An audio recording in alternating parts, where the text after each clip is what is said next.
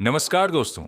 क्या आपने कभी सोचा है कि इंसान के दिल और दिमाग को प्रभावित करने की कला भी एक हथियार बन सकती है? आज हम बात कर रहे हैं रॉबर्ट ग्रीन की कंट्रोवर्शियल किताब द आर्ट ऑफ सेडक्शन की। एक ऐसी किताब जो अट्रैक्शन, डिजायर, साइकोलॉजी और ह्यूमन बिहेवियर के पीछे छिपे पैटर्न्स को समझने की कोशिश करती है। किताब में सिलेक्शन की पूरी प्रक्रिया को 24 कंसेप्ट में बांटा गया है। और दिलचस्प बात यह है कि इसे लेकर कंट्रोवर्सी इतनी रही है कि यूटा स्टेट प्रिजन की लाइब्रेरीज में इसे बैन किया गया था, क्योंकि अधिकारियों को चिंता थी कि इसका इस्तेमाल लोगों को मैनिपुलेट करने के लिए किया जा सकता है। लेकिन सवाल यह है कि आखिर रॉबर्ट ग्रीन ने इस किताब में ऐसा क्या लिखा था जो कि इसको इतना कंट्रोवर्शियल बनाया गया है?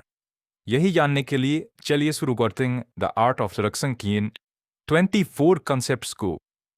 और हमने इसे 4 फेजेस में डिवाइड किया है। Phase 1, creating interest and desire. Concept 1, identify the right person. हर कोई आपके आकर्षक के लिए सही व्यक्ति नहीं होता। पहले समझिए कि सामने वाले की सोच, रुचियाँ और वैल्यूज आपके साथ नेचुरली जुड़ती हैं या नहीं।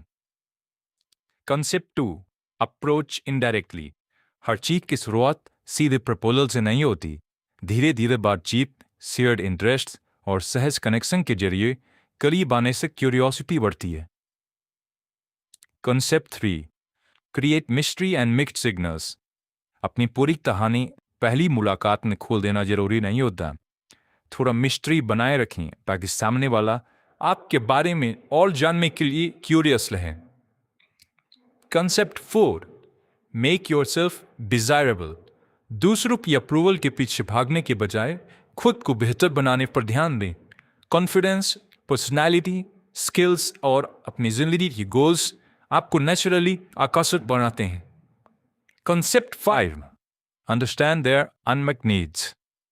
हर इंसान के अंदर कुछ ऐसी भावनात्मक जरूरतें होती हैं जिन्हें वह आसानी से व्यक्त नहीं करता है। ध्यान से सुनिए, समझिए कि उसके लिए क्या महत्वपूर्ण है और उसे मैनिपुलेट नहीं, जनरली समझने की कोशिश कीजिए। Concept 6, use suggestion and innuendo. हर भावना को सीधे शब्दों में बोलना जरूरी नहीं होता।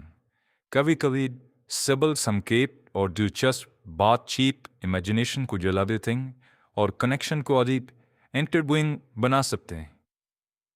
Concept 7, understand their word.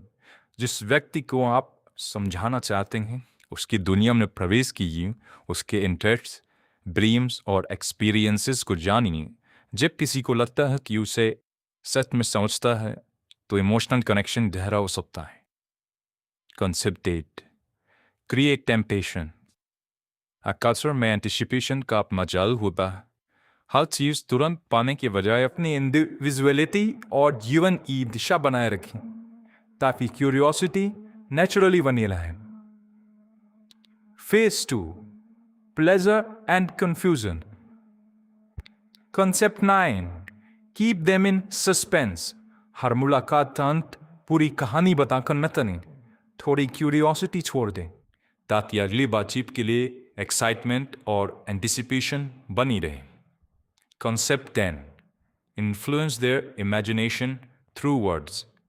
अच्छी बातचीत सिर्फ जानकारी नहीं देती, वह इमेजिनेशन को भी चलाती। ऐसे शब्द और कहानियां चुनें जो सामने वाले को कुछ महसूस करने और कल्पना करने का मौका दी। Concept 11, pay attention to small details. आकर्षण अक्सर बड़ी चीजों से नहीं, छोटी छोटी बातों से बनता है। उसकी पसंद, कही हुई छोटी बात या किसी खास डिटेल को याद रखना दिखाता है कि आप वास्तव में ध्यान देते हैं।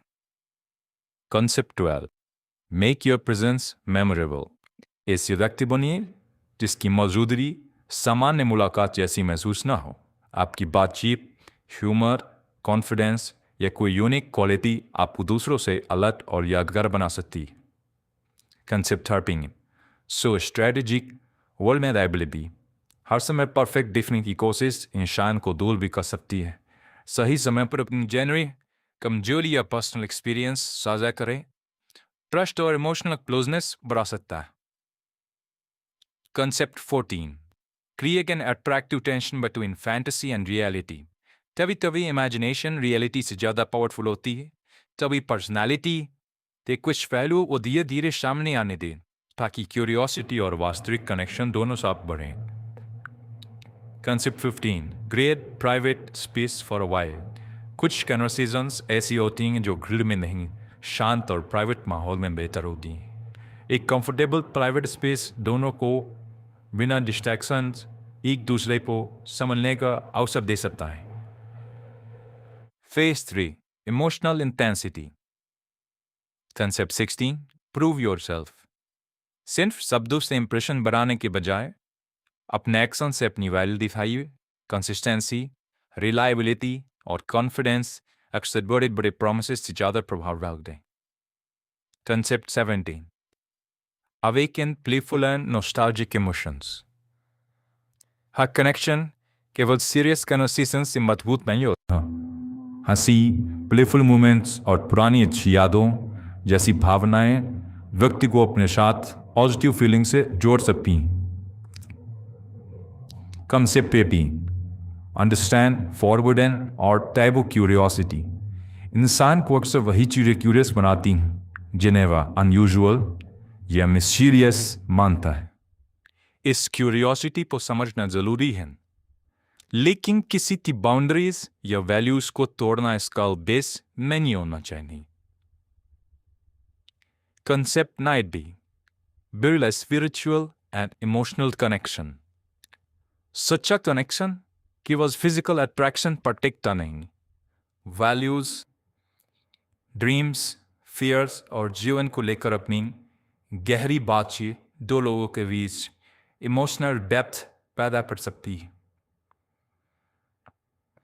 Concept 20. Balance pleasure and emotional tension. अगर सब कुछ हमेशा प्रेडिक्टेबल हो जाए तो एक्साइटमेंट कम हो सकती है. कंफर्ट और एक्साइटमेंट के बीच संतुलन बनाए रखना कनेक्शन को इंटरेस्टिंग और जीवंत रखता है.